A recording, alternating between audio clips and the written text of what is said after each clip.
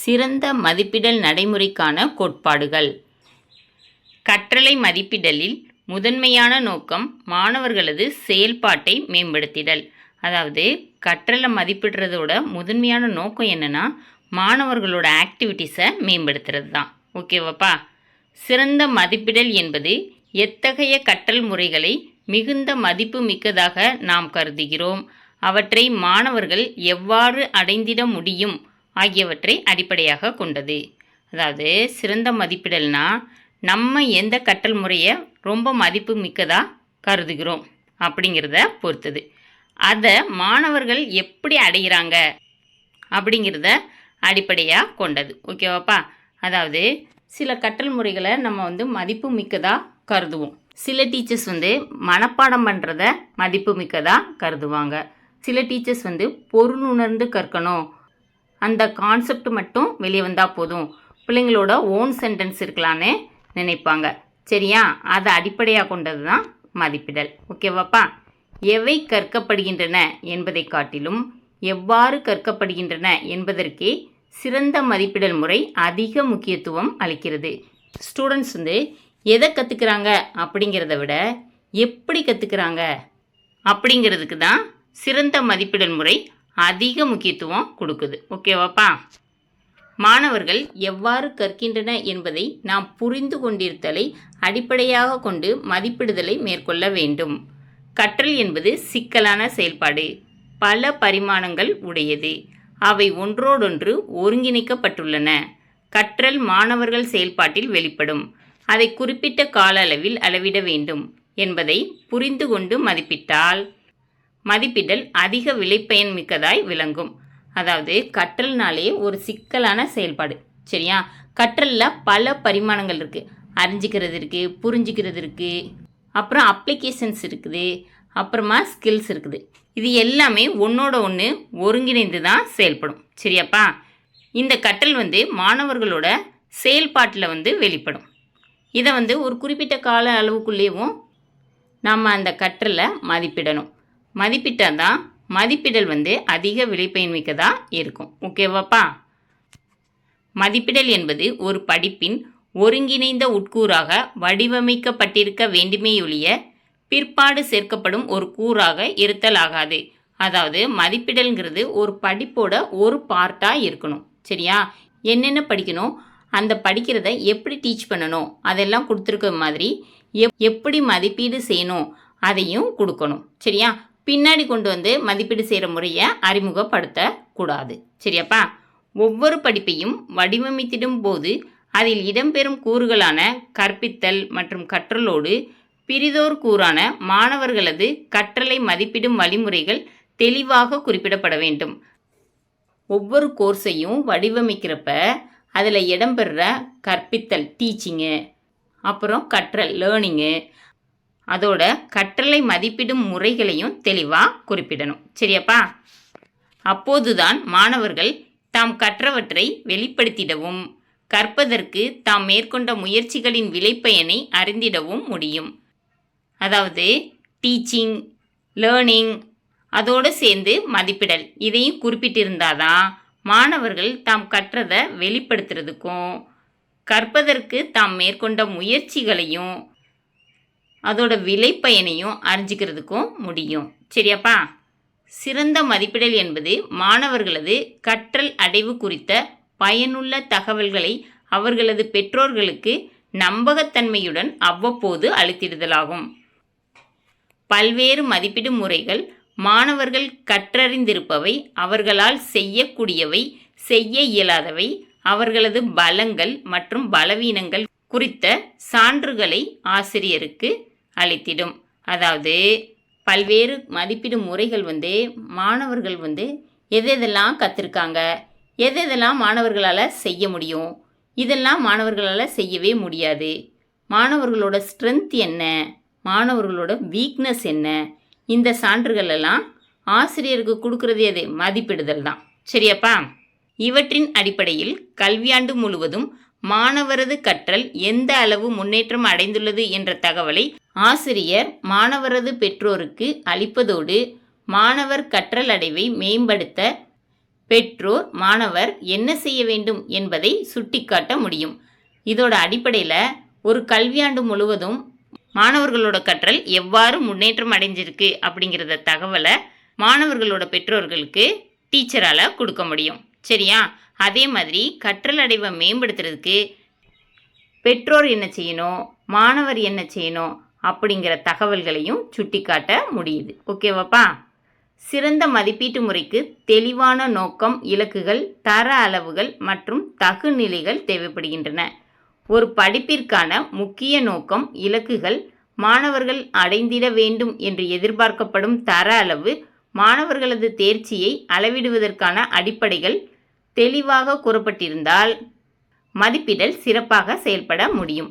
அதாவது ஒரு கோர்ஸ்க்கான நோக்கம் என்ன, கோல்ஸ் என்ன, அது மாதிரி மாணவர்கள் அடைந்திட வேண்டும் என்று எதிர்பார்க்கப்படுற தர அளவுகள் என்ன, கிரேட் என்ன கிரேட் எதிர்பார்க்குறாங்க, அப்படி இல்லைன்னா ரேங்க் என்ன எதிர்பார்க்குறாங்க, அதோட மாணவர்களோட தேர்ச்சி அளவிடுவதற்கான அடிப்படைகள் எல்லாம் தெளிவாக கூறப்பட்டிருக்கணும். சரியா? அப்படி இருந்தால் தான் மதிப்பிடல் சிறப்பாக செயல்பட முடியும். ஓகேவாப்பா? மதிப்பிடலின் அடிப்படை மாணவருக்கு தெரிந்திருந்தால் மதிப்பீட்டு செயலில் தம்மிடம் எதிர்பார்க்கப்படுபவை யாவை என உணர முடியும். அதாவது வேல்யூ பண்ணுற மெத்தட் இதுதான்னு பிள்ளைங்களுக்கு தெரிஞ்சிருந்தா தான் டீச்சர் நம்மக்கிட்ட இருந்து இந்த கொஸ்டினுக்கு என்ன ஆன்சரை எதிர்பார்க்குறாங்க, எத்தனை பாயிண்ட்ஸை எதிர்பார்க்குறாங்க அப்படிங்கிறத மாணவர்கள் உணர முடியும். ஓகேவாப்பா?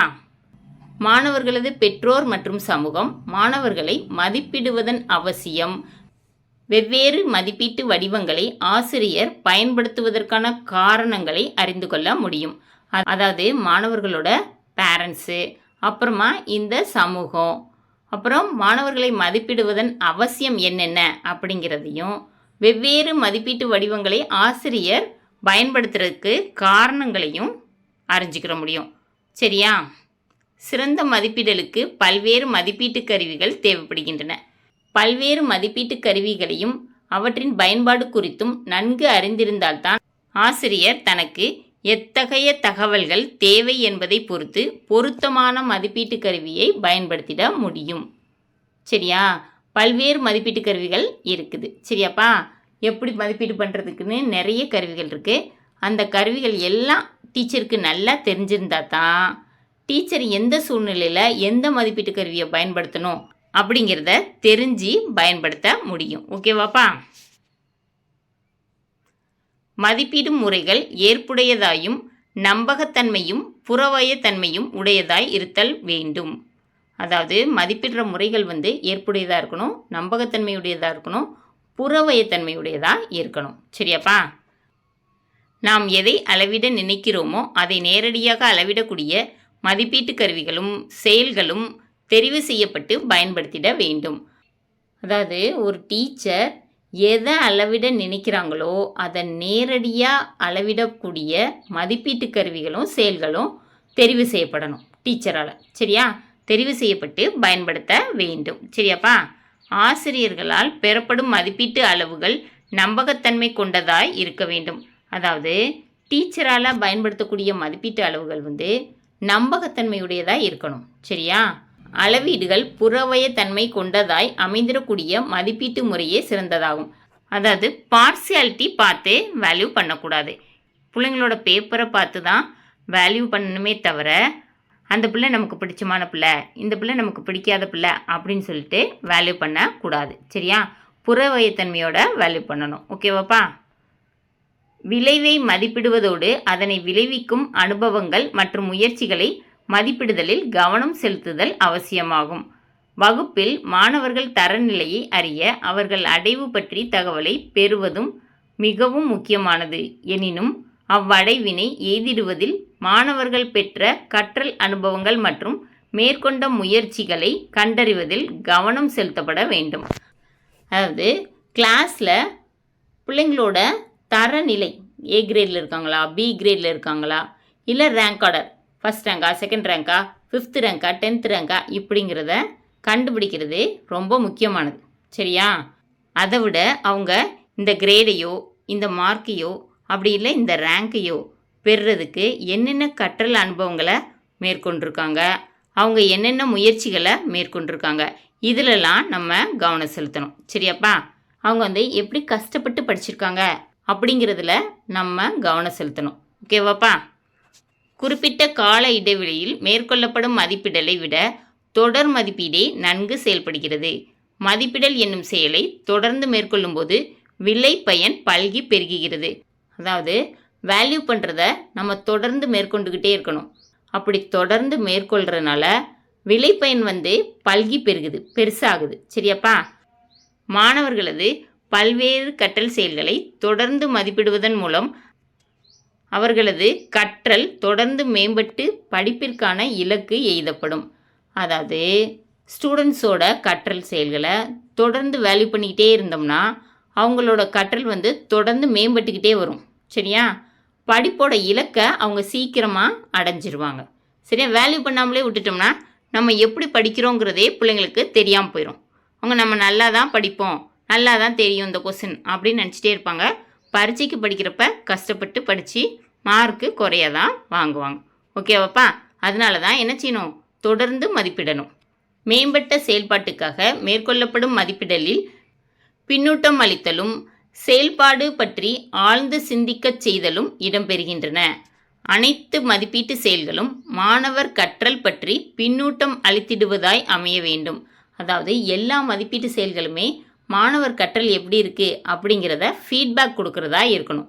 அதாவது ஒரு டெஸ்ட் பேப்பரை டீச்சர் வேல்யூ பண்ணாங்கன்னா அதில் ஒரு மார்க் கொடுப்பாங்க. அந்த மார்க் வந்து ஸ்டூடெண்ட்ஸ்க்கு வந்து பின்னூட்டமாக இருக்கும். இந்த கொஸ்டின் எனக்கு நல்லா தெரியும் அப்படின்னா அவங்க அதுக்கு 5 out of 5 வாங்கியிருப்பாங்க. சரியா? அப்போ இந்த பிள்ளைங்களுக்கு நல்லா தெரியுது அப்படிங்கிற ஃபீட்பேக்கு அந்த பிள்ளைங்களுக்கு கிடைக்கும். ஓகேவாப்பா? மதிப்பிடுதல் வளர்ச்சிசார் செயலாக மாணவர் கற்றலை மேம்பாடு அடைய செய்ய வேண்டும். அதாவது வேல்யூ பண்ணுறதுங்கிறது ஒரு வளர்ச்சிசார் செயலாக மாணவர்களோட லேர்னிங்கை மேம்பாடு அடைய செய்யணும். ஓகேவாப்பா? மதிப்பிடுதல் என்னும் செயல்பாடு மாணவர்கள் மற்றும் ஆசிரியர்கள் தம் முயற்சிகள் அடைவுகள் குறித்து ஆழ்ந்து சிந்திக்க செய்கிறது. அதாவது வேல்யூ பண்ணுறது மாணவர்களையும் ஆசிரியர்களையும் அவங்களோட முயற்சிகள் அடைவுகள் குறித்து ஆழ்ந்து சிந்திக்க செய்யுது. ஓகேவாப்பா?